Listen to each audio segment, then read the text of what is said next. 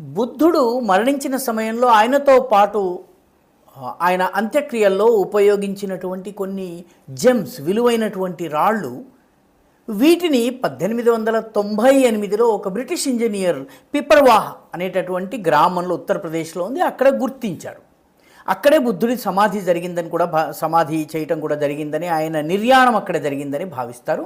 అయితే ఇవి తరువాత బ్రిటిషర్లు లండన్లో ఉన్న మ్యూజియంకి తీసుకెళ్లారు, మ్యూజియంలో చాలా ఏళ్ళు ఉంచుకున్నారు. ఈ మధ్య దానిని హాంకాంగ్లో ఉన్నటువంటి సౌతెబీ ఆక్షన్ సెంటర్ ద్వారా ఆక్షన్ చేయడానికి, వేలం వేయడానికి ప్రయత్నించారు. ఈ విషయం తెలుసుకున్నటువంటి భారత ప్రభుత్వము బ్రిటిష్ ప్రభుత్వంతో, ఈ ఆక్షన్ చేసే సంస్థతోటి మాట్లాడి ఆ విలువైనటువంటి, కేవలము డబ్బు రూపంలోనే విలువ కాదు, వాటికి ఉన్నటువంటి ధార్మిక మతపరమైనటువంటి విలువ, చారిత్రకమైనటువంటి విలువని గుర్తించి వాటిని తీసుకుని మళ్ళీ భారతదేశానికి